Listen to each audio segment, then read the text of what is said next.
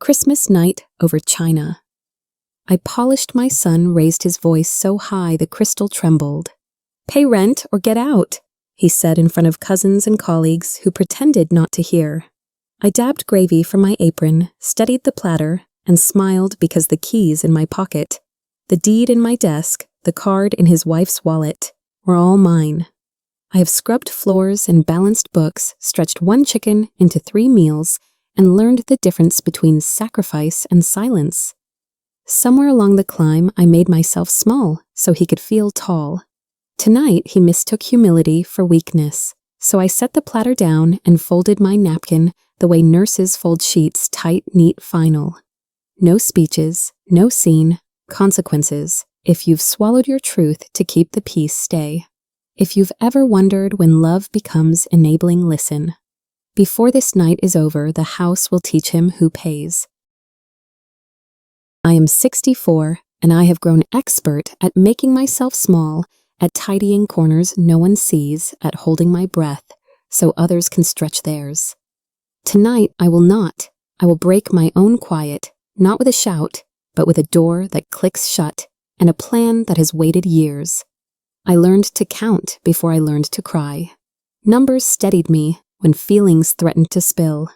There is a ledger in my head for every kindness, every disrespect, every hour of unpaid mothering I let slide in the name of love. I once believed love meant absorbing the blow and smiling afterward. It doesn't. It means setting a boundary and standing guard over it, like a threshold. If that sounds cold, remember I have held feverish foreheads at 3 a.m., negotiated bills with shaking hands, and chosen soup over shoes.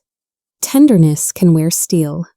Tonight, the people who sip wine in my living room will finally discover that the woman topping off their glasses owns the vineyard.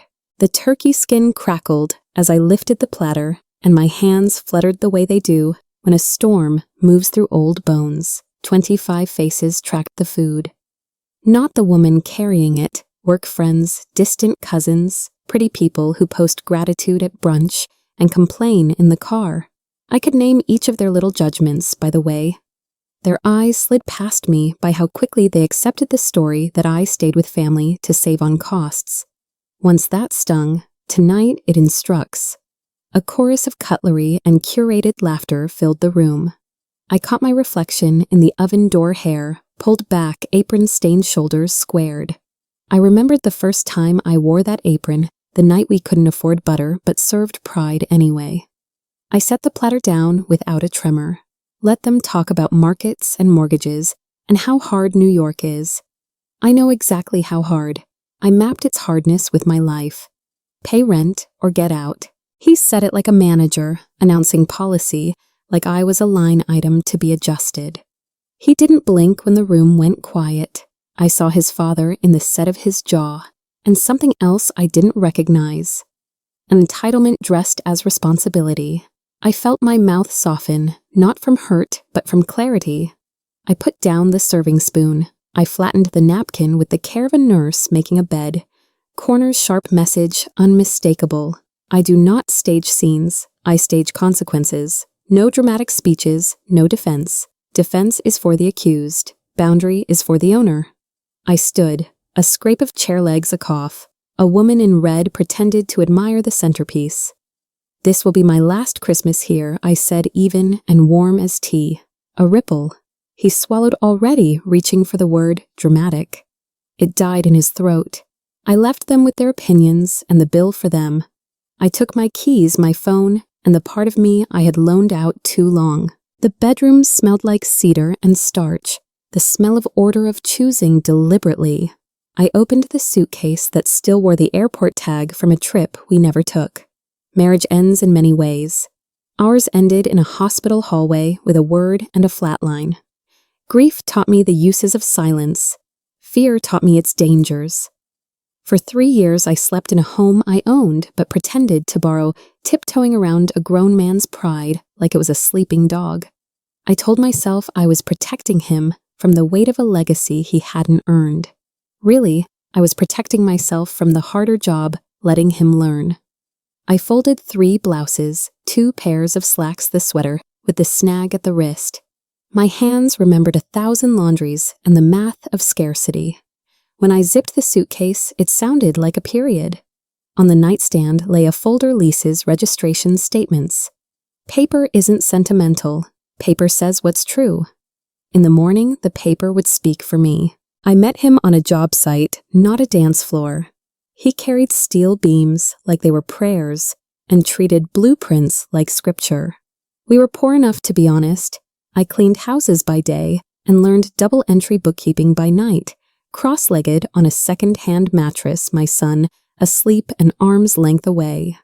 We married in a church that smelled of lemon oil, and heat promised each other work more than romance, and kept that promise faithfully. He became foreman, then project lead, and finally the sort of man everyone called when a building leaned and money was already spent. We bought our first drill together. We argued about whether to replace a sieve. We kept a list of future appliances on the inside of a cabinet door, a run of small domestic wishes that felt like Everest. When the chance came to take a risk bigger than a new stove, an ugly 4-story with a bad roof, we signed our names with hands that shook. We were terrified. We were right. We kept a tin under the bed, dented and stubborn, the lid sticky with tape. Every extra dollar went into that tin, babysitting cash, overtime, the refund from a misrung grocery item I returned out of principle. I balanced books for a laundromat, and a diner learned how landlords hide costs and how tenants stretch miracles. He learned how to see what a building wants to become if you strip away vanity and listen to the bones. The first unit we bought was closer to a closet than a home, 450 square feet, low ceilings, a fridge that hummed prayers at night. We sanded floors until our wrists ached, painted until lightheaded, and rented to a couple who cried when they turned the key. Their gratitude paid me more than their check. The tin became a bank account. The bank account became a company. We named it something solid so it could hold all we didn't say out loud, that security is a blessing you build, not a gift you wait for. $45,000 was the price of our first proof that patience compounds. It might as well have been $45 million for the way it squeezed our lungs. We signed in a lawyer's office that smelled like copier toner and new carpet. He ran his thumb over the embossed seal like a child. I tucked the deed into a folder, then into my bag, then under my sweater, as if paper could catch cold. We ate takeout on the floor that night, noodles in cardboard bowls. I cleaned the baseboards on my knees, a habit I kept even when wood turned to marble years later. We fixed what we could ourselves and hired carefully for what we couldn't. We learned inspectors' names and what made them frown. I logged every receipt in pencil first. When the rent cleared, we didn't celebrate. We repeated. 1 unit became 2, then 3. Our son handed us screws from a coffee tin. He giggled when the drill startled him. I kissed his hair and smelled the future sweat and sawdust and dinner waiting. The crash came like weather predicted, then dismissed, then suddenly everywhere. People with better suits panicked. We did not. He walked through foreclosed husks the way he walked through our first ugly 4-story, attentive, unseduced. I ran numbers until the margins made sense, even if my stomach did not. We bought when everyone said sell. We lowered our eyes and paid our contractors on time, which turned out to be better advertising than any glossy brochure. Fearful men shook our hands a little too hard and called us brave. We weren't brave. We were consistent. There is a holiness to showing up with cash and courtesy in a season of scarcity. Homes that had been vanity projects became what they should have been all along, shelter. By the time the sky lightened, we owned more roofs than our younger selves would have dared to dream. We did not buy a boat. We bought a ladder and climbed another inch.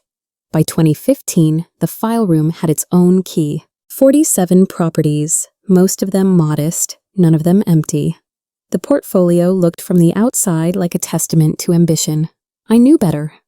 It was a testament to chores, to calling back, to showing up with a broom. I made a choice then that felt like goodness and turned out to be trouble. I stepped back and I made myself invisible. I let signatures be someone else's. I wore off the rack and rode the bus. I wanted my son to measure himself against the world, not our ledger. I thought if I took away the safety net labeled Mom's money, he would learn to jump clean. I did not account for what happens when a child mistakes the safety net for the floor. Modesty without clarity invites misunderstanding. Pride rushes in to finish the story. Why was I quiet? Because women my age were taught that love swallows hard things and smiles. Because I was tired of proving what I had built. Because grief had sanded me down until smooth felt safer than sharp. Silence kept the peace until it didn't. That's the thing about peace kept on a lie. It collects interest. The bill arrives eventually. I told myself I was teaching him independence by letting him live with a discount lease drive, a company car, swipe a card for emergencies. I thought I was giving him a head start without robbing him of effort. What I gave him was a fog. He couldn't see where help ended, and responsibility began where gratitude should enter and entitlement should leave. My quiet let his story inflate. People praised his hustle while I washed the glasses. The praise hardened around him like plaster. Matt grew up in rooms I paid for and believed he earned. That was partly my fault and partly the world's. I wanted him to feel capable. I didn't want him to feel owed. I told myself the difference would be obvious when the time came. It wasn't. He worked, yes. He stayed late and wore the right shoes and learned to talk budgets in a confident tone. He also invited an audience for his progress and confused applause with proof. The car key looked like success. The penthouse view looked like adulthood. The card with his wife's name embossed looked like partnership. I understand the seductions. I have fallen for smaller ones. But seduction softened into assumption, and assumption curdled into authority. Authority needs foundation. His did not have one, not yet. That is not a moral failing. That is a structural problem. I know how to fix structures. I was wrong. Love without edges isn't love. It is leakage. It waters the weeds as easily as the roses. Boundaries are not punishments. They are trellises. They give shape so growth can happen up, not out. I had confused being a refuge with being a resource on demand. The difference is sacred. A refuge offers shelter and truth. A resource resentfully dispenses favors and breeds debt. I will not breed debt with my child. I will offer him what we give responsible tenants and good partners clear terms. Fair timelines, honest accounting. He will not learn if I keep editing reality for his comfort. He will learn if I let the math of his choices add up where everyone can see. What I withhold is not love, it is distortion. What I give is the same thing that built our life consequences paired with care. So on that Christmas night, while candles blistered down and the playlist looped carols, I made my own list and checked it twice.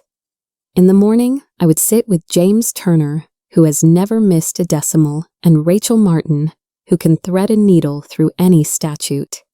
We would send what needed sending a notice of non-renewal drafted in the clean language I respect, a revocation of vehicle authorization with the dates lined up like soldiers, a call to a bank that would end the fantasy of limitless plastic. I would not sign as mom. I would sign as the woman who reads contracts for sport and can still stretch a chicken. I would not shout, plead, or dramatize. I would align the world with the truth it has wandered from. It will hurt. Growth does. I will be here on the other side of the hurt with a chair at the table and a clean plate waiting. I called James before midnight while the apartment still smelled of nutmeg and resentment. Tomorrow morning, I said, have every file with his name on your desk, lease vehicle authorization card statements, the works. James doesn't waste syllables. He said understood, and I heard the rustle of paper already aligning in his mind. I asked for Rachel, too. Consequences should be mercifully clear, not theatrical. We spoke in the grammar of dates clauses and certified mail. I told them I wouldn't sign as anyone's mother. I would sign as the woman who has read line items more carefully than love notes and survived both. When we hung up, I stood at the window and watched the city blink each light, a little economy, some honest, some borrowed. My reflection looked steady enough to carry this through. I thought of the years I edited reality for my child, swapping lessons for comfort. No more. In the morning, letterheads would speak, not because I stopped loving him, but because I finally loved him with edges. Non-renewal is not a tantrum. It is a sentence written in plain English. Rachel drafted it with the clean spine. I admire notice of non-renewal upon the lease term's end. 30 days grace condition of return specified contact information for questions. Impersonal lawful kind by virtue of being clear. We dated it properly counted days, twice attached to the clause he initialed without reading the year he moved in. The envelope wore Walker Properties, not my first name, because love muddles when it shows up in the wrong font. I asked James to send it by certified mail and email. Adults deserve documentation, and children wearing adult shoes especially do. There's a hush to good paperwork, a dignity. It keeps everyone from pretending they didn't understand. I held a copy in my hand and imagined it landing in his inbox, the way a tide arrives, inevitable, rhythm-backed, not personal, and yet profoundly instructive. A mother's boundary translated into law. Next came the car. Authorization, not ownership, words matter. 2 years ago, when his ambition outpaced his bank account, I permitted the company vehicle for representation purposes. Temporary, revocable. He signed, joking about how grown-up the keys felt. I remember smiling and filing the paper, already hearing this morning in its language. We issued a revocation effective immediately, 48 hours to return the vehicle to the Park Avenue garage. Condition noted, spare keys, acknowledged recovery procedures described. No threats, just steps. I could picture his face, tightening at the word revoked. Could hear him insist it was his because he drove it. Because people waved at him from crosswalks, the mind makes fast mergers between possession and proximity. I know better. I have scrubbed floors I did not own and paid mortgages for homes I never slept in. The men we send will be courteous. They will carry clipboards and speak in dates. If pride stands in the doorway, we will use the tow truck. Dignity for all, indulgence for none. Then the card, the prettiest lie of all. We'd added him for emergencies, and somewhere along the way, emergencies started wearing perfume. I called the bank with Rachel on speaker. The representative did not know she was walking me through a ceremony. She only confirmed identity and asked for my preference, immediate or scheduled. Immediate, I said, and felt the cord between fantasy and faucet snap. Limits are not punishments, they're shapes. They hold the water so you can drink it. A plastic rectangle can become theology if you let it a promise that the bill comes to someone else someday. Not today. Today the system would try the charge and return a small word, with big teeth declined. She read me the last 12 months of transactions. I thought of the night I declined a new coat so the roof repair could close on time. We thanked her. We asked for a statement copy. Paper remembers. When I hung up, I breathed in the quiet that follows a clean cut.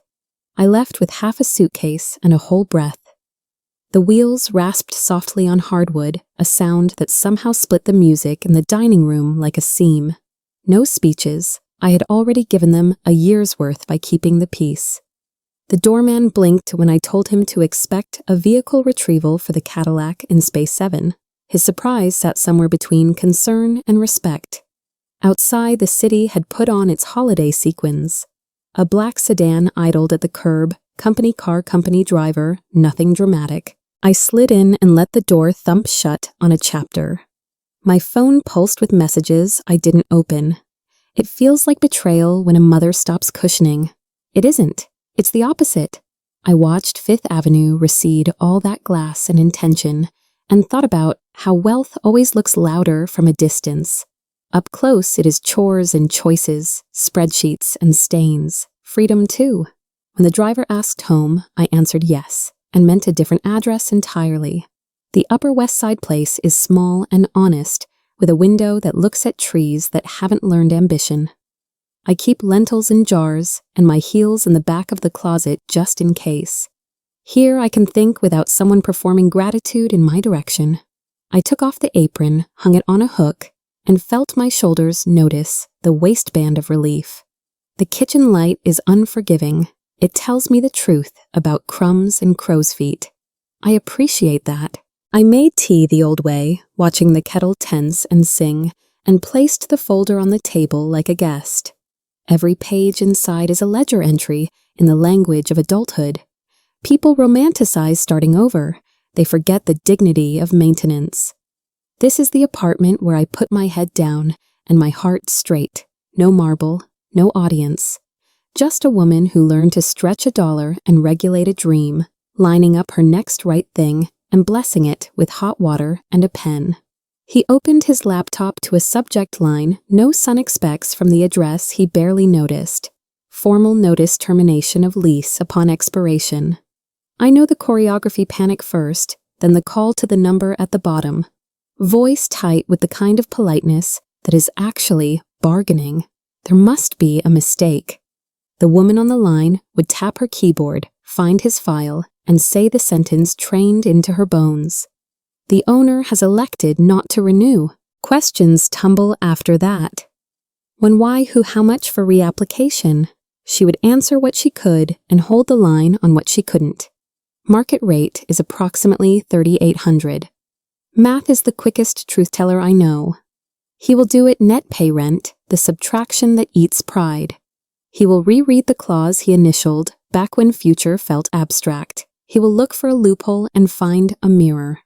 Somewhere between the fourth reread and the third deep breath, a boy begins to meet a man.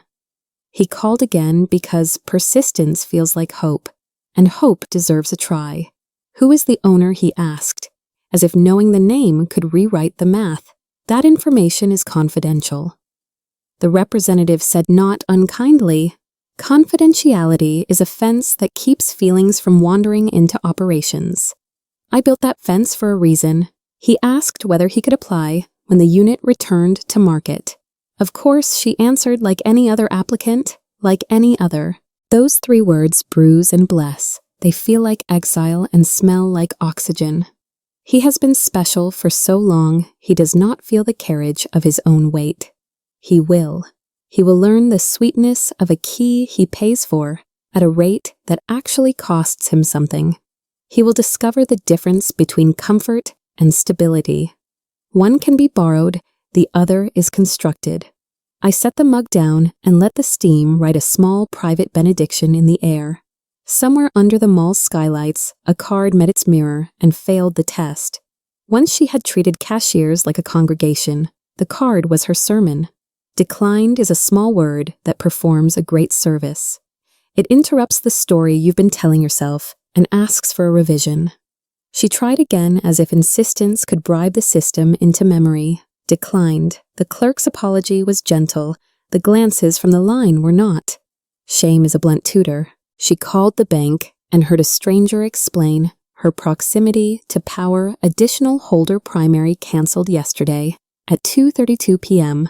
The timestamp is a little tombstone. I do not hate her. She plays a role that our culture auditioned her for gloss display virtue in captions. I played a version of it once in thrift store clothes and better intentions. She will be angry at me the way people get angry at a wall that finally holds. I can live with that. The recovery team moves like weather-polite scheduled and indifferent to opinions. They carry clipboards and wear vests that say who they are, so no one needs to guess. When they arrive at the garage, they will ask for the keys. If keys play coy, they will produce the spare and the documentation. Somewhere a signature will look back at him from 2 years ago, the same hand that waved the keys on Instagram. Temporary authorization is not a riddle. He will feel the shock that comes when a word you skipped suddenly takes up the whole page. Anger might come next at them for doing their jobs at me, for giving him a gift with an end date, at himself for not reading. Anger burns hot and brightly. It rarely cooks anything worth eating. The car will hum onto the ramp and disappear around the corner. The empty space will look larger than it is. He will walk back inside, taller oddly, because grief lengthens a person before it deepens them. He came to the office once and never noticed the wall. This time he'll stand too long in front of a photo and read the small plaque he used to ignore co-founder. The man in the foreground wears a hard hat and the grin of a person who earned a ribbon cutting by lifting more than scissors. In the background, a woman in a plain suit talks to two men who are listening with both their faces. That woman is me, blurred by a lens set to flatter those who occupy the center. There's a peculiar ache in being the out-of-focus source. It's also strategy. Your enemies can't shoot what they can't see, and your children can't coast on what they don't know. He will press closer to the glass until his breath fogs the frame, until he recognizes a jawline he inherited from both of us. His father's in the front, mine in the back. Then he'll step away and start doing the arithmetic only stories can force. Carol does not lace her tea with euphemism. She will tell him we kept truths, the way you keep savings quiet, steady, purposeful. She will remind him of the years when rent ate every bonus, and the company sleepwalked through audits, all while he believed we were making do under his roof. She will say the sentence I have earned and dreaded. She didn't lie to you. She refused to flatter you. There is a difference, and it is the difference. He will pace. He will count sacrifices he thinks count more because he can remember them. Carol will list the ones he benefited from precisely because he never had to notice. That is the tricky mercy of responsible parenting. We erase our footprints so our children can feel like they're walking on their own. At some point, the room will quiet, and he'll sit, and Carol will put her cool hand over his warm one, and grief will finally have permission to work. He typed, and the internet did what it always does. Lifted the curtain halfway, a cached press blurb, a ribbon-cutting photo, a directory with names that prefer shadows. Then the line, he could not unknow principal shareholder, my name spelled the way. I spell it on tax forms and Christmas cards. The truth did not shout. It stood there matter of fact and waited for him to catch up. I felt the air change without being in the room, the way a house feels different after a storm breaks. He stared at pixels and assembled years. I didn't need to say a word. Discovery is a teacher that doesn't accept substitutes. He would scroll inord, deny, refresh, and then lean back as if the chair suddenly gave him more weight than it used to. I imagined his eyes moving from line to line, from past to present, until the story he loved, self-made son generous host, made room for an older story, a woman who can sign both ends of a contract and sleep. She fumed, called banks, crafted an outrage that sparkled more than it burned. Rage is louder than honesty. It's also lighter. I let it blow through. There is no sense arguing with someone mid-performance when the script is collapsing. She wanted me to be petty so she could be principled. I refused the part. I answered what needed answers, dates, departments, procedures, and left the rest in the silence where truth breathes best. It's astonishing how heavy reality feels when you've held air for too long. He stood between us like a man caught in a mirror maze, turning his head and meeting versions of himself he didn't like. The phone buzzed, the door closed, the apartment echoed. Grief arrives differently for the decorated and for the disciplined. I poured more tea, returned to my ledger of next steps, and let the two of them discover what happens when a budget replaces a brand. Weight finds its owner, so does relief. 8 flights in a building that never cared for pretense will tell you the truth about breath. He carried boxes that used to arrive by elevator and learned their exact weight. The stairwell smelled like last night's dinners and detergent. The paint was tired and honest. I know that scent. I wore it for years like perfume I could afford. Somewhere around the 5th floor, heat and humility trade names. By the 7th, you can hear your heart saying things your mind has ignored. He set the box down, palms pink, and looked out a narrow window at a slice of sky that didn't judge him. In a hallway scuffed by other people's lives, he took the first clean breath he'd earned in too long. No doorman, no valet, No private garage, just a brass number on a cheap door and a lock that works every time you pay it to. I wish I could have walked behind him, not to catch him, but to witness him stand. There's a virtue to arithmetic, it will not flatter you. He spread receipts and pay stubs on the floor, like a puzzle with no picture on the box. Rent, utilities, transit, groceries, the honest four. Subtract the firm's modest salary, and what was left looked like the thin edge of enough. $380 is a number you measure in meals, and months, not handbags, and weekends away. I have known that Ledger sat with it at midnight while a child dreamed down the hall and made it stretch without snapping. He will, too. He will trade takeout for eggs, taxis, for a weekly Metro card, and the idea that discipline is deprivation for the reality that it's freedom on layaway. Budgets are prayers with columns. They don't sound poetic, but they make room for hope to live indoors. He texted no one the moment he realized the math didn't hate him. It was merely telling him where his life ends and his excuses begin. Some loves are built for weather, some are built for windows.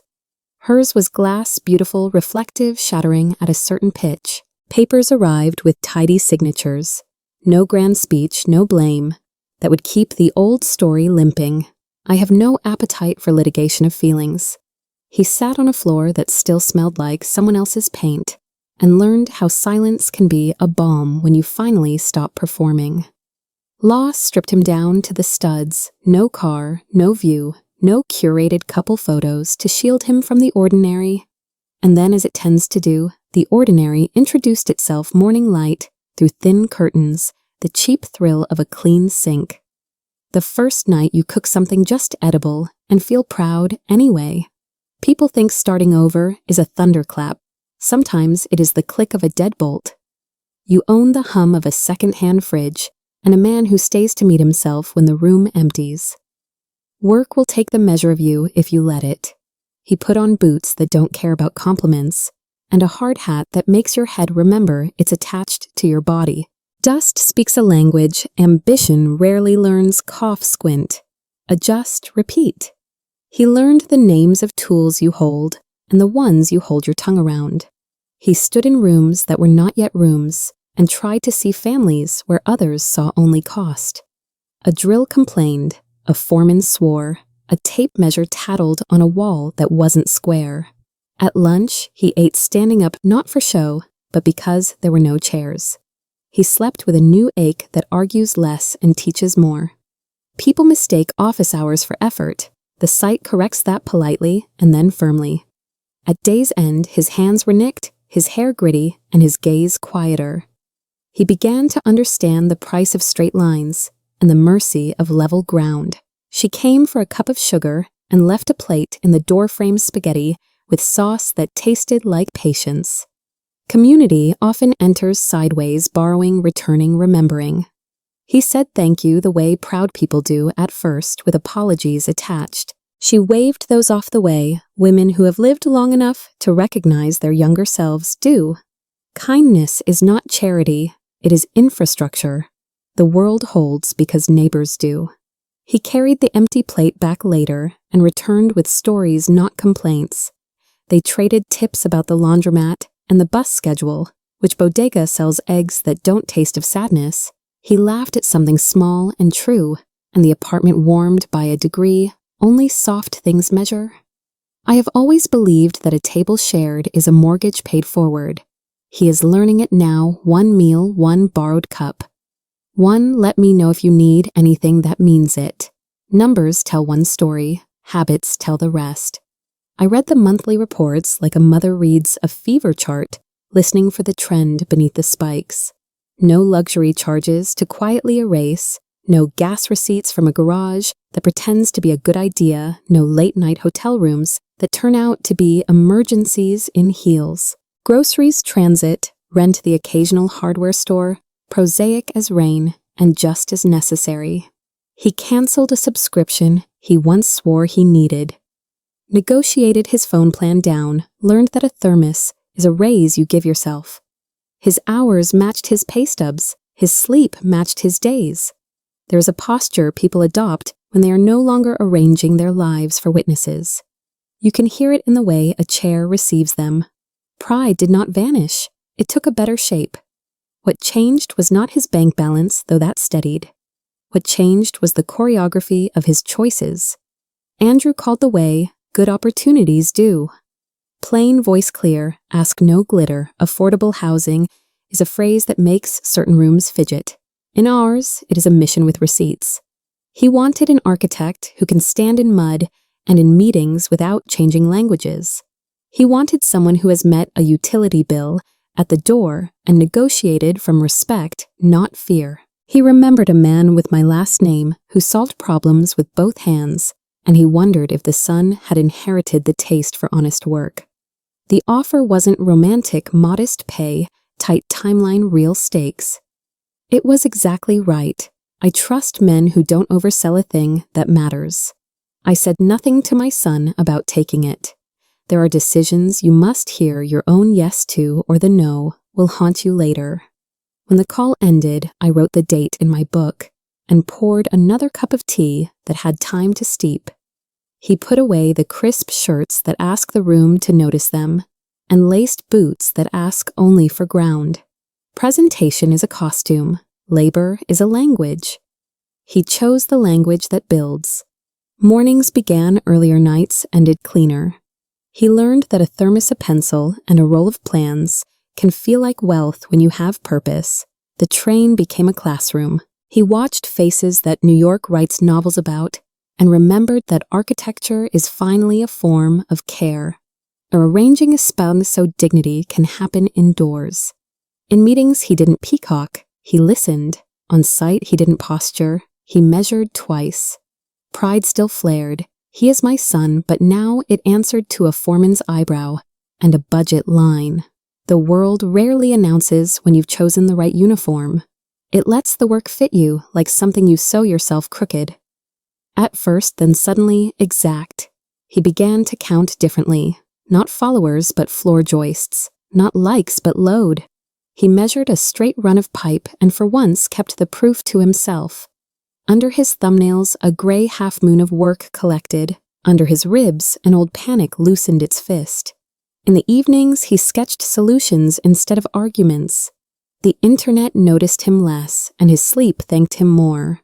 Slowly, the mirror returned a man who looked less rehearsed and more useful. If you've never stood in a half-demolished room and seen the future align because you finally listened to what the structure wanted, I cannot explain the relief.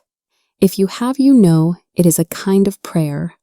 He started finding that posture at odd moments in line, at the deli, on the platform, waiting for a light to change shoulders down. Breath, even eyes, not asking the world to validate him. The work was starting to validate itself. His message arrived after midnight, the hour when confession isn't performative, because there's no audience left to applaud. I don't expect forgiveness, he wrote. I want to learn. The word want is abused. That night, it had weight. I read it once, twice, 10 times, not because I doubted him, but because I wanted to feel the shape of the sentence in my chest. Learning is not a sentiment, it is a contract with discomfort. I sat at the kitchen table, the good pen in my hand, and said a quiet amen to a God who loves humility as much as he loves truth. I didn't answer him directly. I asked James to let him know I'd received it, that I was well, that I was proud of honest work. Praising prematurely can freeze a man too early in his new shape. Better to bless the direction and leave him to keep walking. I turned off the light. In the dark, the apartment breathed with me. I arranged the meeting the way I arrange most important things, quietly with a clock I trust, and people who don't perform for cameras. We booked the boardroom under a neutral pretense, a social impact review, and invited a short list who know the difference between glossy and good. I did not tell him who would be in the chairs. Let the work walk in, wearing its own name. Legacy can open doors. It can also swallow a young man whole. I wanted to see whether he would reach for pedigree or proof. The deck I'd glimpsed clean lines, modest margins. Honest aims deserved a hearing in a room that has seen both greed and grace. I asked James to prepare hard questions and Rachel to bring her statutes instead of her sympathy. Then I stood in my kitchen and rehearsed the only promise that mattered: I will not tilt the floor. If the numbers sing, they sing. If they stumble, the stumble belongs to him, and so will the strength built standing up. The elevator opened on the 4th floor, the one we reserve for decisions with long shadows. I took my seat at the head of the table because symbols matter, especially to people who mistake gentleness for weakness. "In here," I said, "and let my voice be the wood of the table, solid, unsentimental made." To last, I am the chair of Walker, present accordingly. He nodded, and something in his posture changed, less son, more architect. The others settled: James with his precise pens, Rachel with her quiet blades, 2 directors who count costs in decades. The city stretched beyond the glass, indifferent and instructive. I felt the old ache of wanting to step toward him, and the older discipline of staying in my seat. Power, if it is to bless, must be fair. I wore my neutrality like a uniform and reminded myself that love is truest when it does not tip the scale it owns. He began without throat clearing, which I appreciated.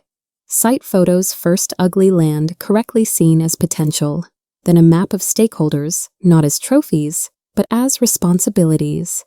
120 units modular to control waste, and weather courtyards for light and dignity, a laundry room on every floor, because someone always forgets how heavy wet sheets are. Total development cost $9.6 million. Projected margin 6.7% thin. By some appetites, sufficient by mine, if the social math checks out.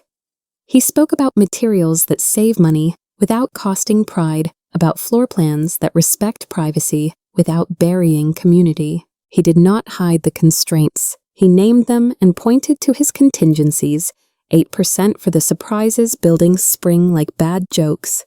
He said affordable like a promise, not a euphemism. He said families like he'd seen one through a thin door and designed the hallway wider. The deck held, the man too. Why now, I asked, and let the question carry the weight of 10 better answers and one true one. He didn't reach for market timing or headlines. He didn't flatter us with talk of brand halo. He looked at the render of a kitchen barely big enough for a table and slapped because I lost the decorations and found the structure. Silence can make a room holy when someone tells the truth. He went on, voice steady, not dramatic. I know what it costs to climb stairs with groceries. I know the relief of a deadbolt you pay for. I know how a window that faces a tree can keep a person kind. He did not cry. He did not perform contrition. He connected experience to design, humility to math. Grief, when well used, is a credential. I felt the tug to call him by his childhood name and approved instead of the reply the chair would give. Proceed. James sharpened his queries like pencils and wore them down. The way good pencils go: point to wood to point again. Line items, unit costs, procurement, risk, supplier, reliability.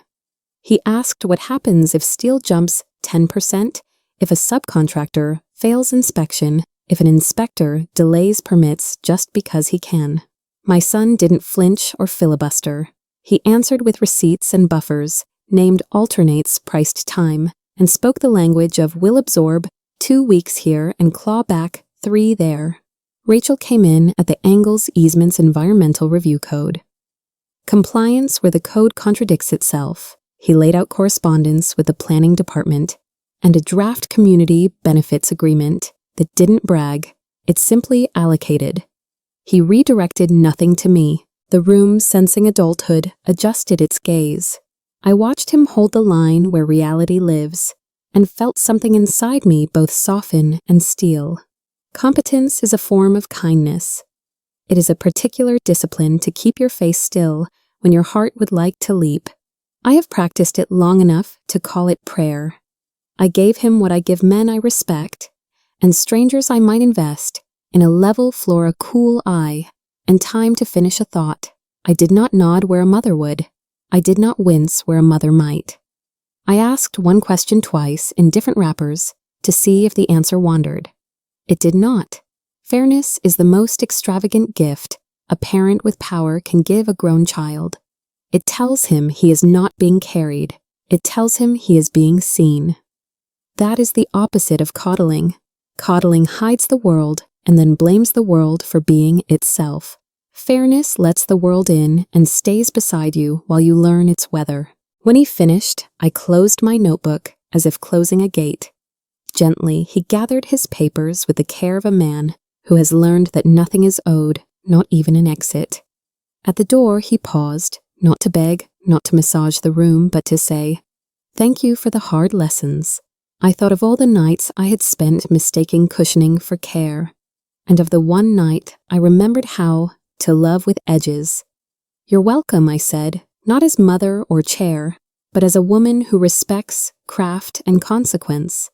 After he left the room, exhaled. People say outcomes are decided in pitches. More often they are decided in the walk to the elevator, where relief and regret change the math by degrees. I watched his shoulders square as he disappeared behind the closing doors. Then I turned back to the table and to the work that remains after the performance. Ends choosing what tomorrow should answer to. Inside the deliberation, we spoke plainly.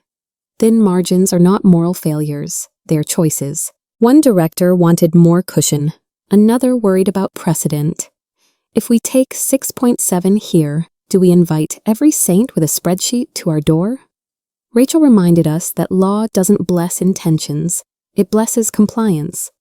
James trusted the numbers but flagged the timeline as tight. I held the ledger in my lap like an old friend and weighed something money cannot tabulate debt to the city that made us possible. We have profited from zip codes and zoning. We have installed kitchens where there used to be shadows. What is the proper yield on gratitude, not martyrdom, not press releases, stewardship? A company that never risks principle will eventually risk its purpose. We circled the question like cautious dancers until someone said the word that breaks stalemate's legacy. It didn't end the debate, it clarified it. When I am uncertain, I listen for the shape of my husband's voice in the quiet. He disliked slogans and loved sentences that could carry bricks. Houses are for living, he'd say whenever a developer tried to sell him on shiny nonsense. If a design punishes a person for being human, it's a bad design. He believed in sturdy doors, generous light rails where tired hands reach naturally. He believed you can measure a builder by the height of the peephole and the fairness of the laundry room schedule. Remembering him steadies me. He died on a Tuesday with blueprints under his hand and dignity in his pocket. I have run the company since, by that pocket's compass, do the honest thing even when it pays less, especially when it builds more. Sitting at the head of a table he built by not insisting on it, I heard him again, build what teaches the city to be kind.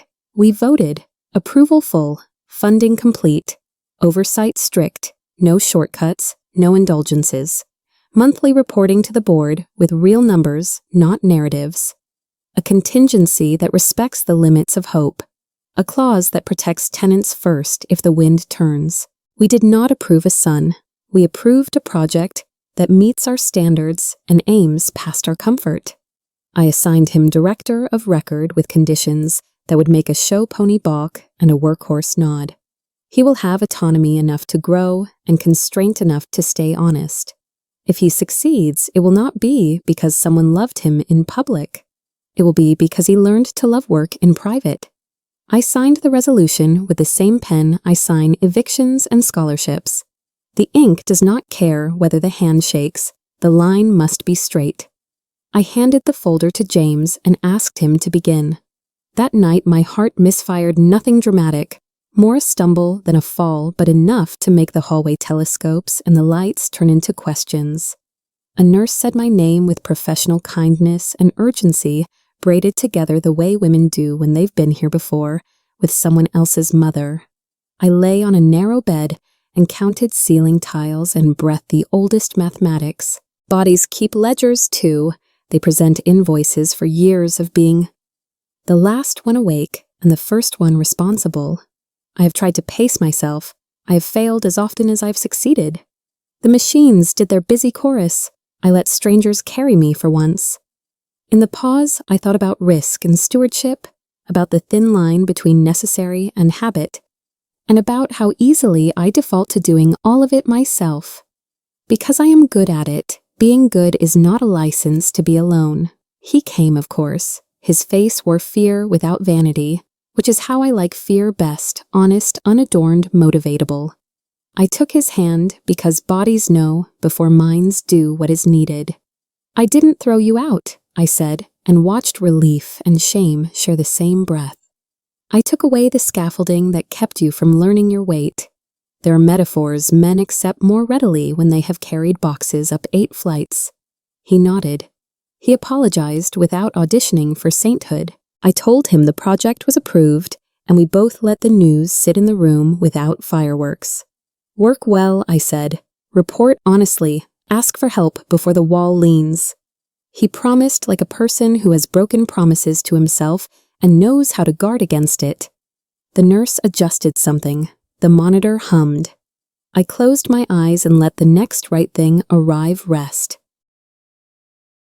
Monday, ground breaks, and I watch him put on a hard hat, like a vow. Chalk dust whitens his knuckles. Sunlight finds his eyes and makes them young again, but not naive. He walks the site with a clipboard and a conscience greeting Cruz by name, catching a misdelivered palette before it becomes a day's detour. I stand back the way I did at recitals where your presence steadies, but your silence lets the music belong to them. Rebar sings under boots. A foreman calls out measurements. He answers without theatrics. There is a pace to honest labor plan, check pour cure, revise not retreat. He marks a wall line and sketches a small adjustment that will save a grandmother 3 steps in a kitchen built for actual cooking.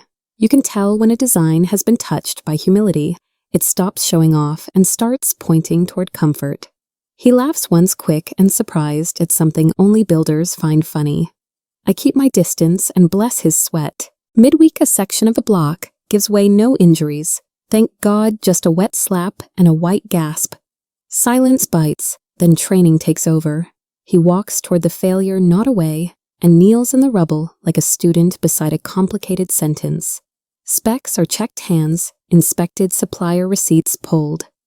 The choice is ugly and simple. Lose 2 days now or borrow luck and pay interest forever. He signs the delay. He calls the tenant liaison to set expectations before rumors do. He sends 2 quality supervisors to trace materials from truck to trowel. We eat our share of the contingency and keep the rest for storms we can't see yet. I hear complaints die on tongues when men recognize leadership that refuses to pretend. There's a dignity to we were wrong here and we're fixing it. I stood in too many rooms where men tried to litigate gravity. He learned faster than they did. Gravity always wins. Integrity can too. At month's end, he brings the board a report that breathes, pages that respect the reader, numbers that reconcile notes, that neither brag nor beg. One facade sits a week behind because a shipment of windows enjoyed its own vacation. The budget sits 3% under because he renegotiated 2 vendor contracts and cut a flourish no tenant would miss. He flags risk without romance, proposes remedies that are boring and therefore reliable. Rachel asks for a permit update. It's there in the appendix, complete with correspondence. James nudges on timeline. He shows a recovery plan that doesn't punish crews for management's optimism. I have sat through updates that felt like magic tricks. Now you see the problem, now you don't. This is not that. It is the slow, exact music of a project that knows what it owes to strangers. We adjourn with no speeches. Outside, I catch his eye and give him 3 words that count more than bonuses in our house. Good work, Matthew. Keys weigh almost nothing and everything. The first handover happens on a bright Saturday that smells like fresh paint and new beginnings. The Smiths stand in a hallway, still echoing with the last sweep of a broom. The boy Luke is missing a front tooth and a little of his shyness. His mother runs a hand along the window trim like it's a promise you can tell who's rented too long by how they touch walls. He shows her where the light catches the maple at 4 p.m., and where the outlets won't fight her blender. The grandmother tests the railing. It answers solidly.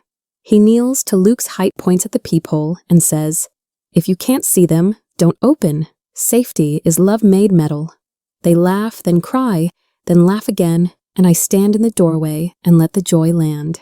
Not a ribbon in sight. No drone shots, just a family stepping over a threshold dignity, built closing a door behind them that will lock because they paid for it. We set one long table in my small kitchen. Leaves-added chairs borrowed from neighbors who know what pull-up means. No crystal, mismatched plates that have seen more truth than some banquet halls. The tree wears paper ornaments a kid from 3B cut crooked perfect. He comes early carrying rolls and humility and asks what needs doing instead of what needs praising. People arrive with casseroles and stories. Someone says grace without announcing it. We pass food and forgiveness back and forth, both hot enough to sting a little. The laughter is the right volume, the kind that doesn't need to prove it's happy. He takes a plate to the door for the night porter because he remembers the years we lived on tips and timing. I look around and realize this is the wealth I wanted for him. A room where he belongs because he contributes, not because his name opens it. The city outside keeps glittering, and here we glow. After dessert, he hands me an envelope with the formality of a man returning something he borrowed too long. The check inside is precise, $16,800, the number he calculated for what he spent on my card, across those blurry years. Plus the interest life taught him to add. Once I would have argued with the math. Tonight I honor it, and then tear it clean in two, not to insult the effort, but to release him from the ledger. I don't want your money, I say. I want your character. People mistake forgiveness for amnesia. It isn't. It's a reallocation of debt. Move what you owe from my account to your conscience, and let it accrue wisdom instead of shame. His face shifts relief, grief, something steadier. He starts to protest. I raise a hand. You've begun to pay me back in the only currency that grows, I tell him. Keep that up. The interest is compounding. The next week, we throw the kind of party spreadsheets. Recognize pizza boxes stacked like bricks, soda sweating on the counter, toddlers' underfoot safety vests hung like coats. Crews arrive straight from site dust in their hair. Pride in their pockets. Tenants bring pies with recipes that don't live on the internet. We push couches against walls and let the building choose its own music accents. In friendly argument, kids explaining their drawings as superintendent. Telling the funny version of the inspections story. I watch my son move through the room like a bridge, connecting crews to clients, landlords to lives, questions to answers. I used to think family was inheritance and blood. Tonight I remember it is also practice and choice. You make a room, put chairs in it, and decide that belonging is something you host, not hoard. When the last bag goes out, the floor is sticky and my heart is clean. It feels like covenant, not content. When the dust settles into routine, we name a thing we've been building quietly, a social impact division that will keep us honest when the market gets loud. I ask him to lead it, not as a coronation, but as a contract. The description reads like a spine, no special privileges, full transparency metrics that respect both money and mercy. He will argue for margins that are sustainable and consciences that are not for sale. He will sit in rooms where empathy is expensive and explain why it's cheaper than regret. I tell him the department's budget is a promise, not a press release, and that board reports will include the kind of numbers you can audit and the kind of stories you cannot ignore. He accepts the way I hoped he would, grateful, sober, not flattered into foolishness. Leadership is not the seat, it is the weight. I place it on his shoulders with both hands, and a prayer he will share it wisely. We end the year with a bargain, as sacred as any contract I've signed, dinner once a week. No agendas, no renderings, no talk of timelines, unless the soup calls for it. Just mother and son catching up on the parts of life that never made it into the monthly reports. We rotate kitchens, his narrow one with the stubborn burner, mine with the window that catches the last light, and let the stories find us. We tell the truth about hard days before they congeal into bitterness. We laugh at the small absurdities that kept us from crying earlier. We practice being people who are not only useful, but also alive. When we shake on it, we both smile at the formality and keep it anyway. Rituals are scaffolds we build to hold the ordinary up where we can admire it. He rinses the bowls, I dry, the city hums. I think of Anthony and say goodnight to a man my husband would recognize with relief, with pride, with peace. I won't romanticize it. Silence almost ruined him. Truth paired with boundaries saved him. I spent years cushioning, then one night I chose consequence over comfort and watched a boy become the kind of man a house can trust. Wealth was never the penthouse glow or the car key gleam. It was the ledger of quiet choices that hold. When storms arrive, the habit of showing up, the discipline of saying no, the craft of making space where dignity can live indoors. I have seen how a clean contract can be an act of love, how a hard hat can teach humility faster than a lecture, how a key pressed into a tired palm can repair something words cannot. If you have ever swallowed your truth to keep the peace, hear me, peace kept on a lie sends you the bill. Pay it with courage. Build what lasts your character first, then your rooms. In the end, we are not what we own. We are what we're brave enough to build. So tell me in this story, are you the boundary setter or the learner after the fall?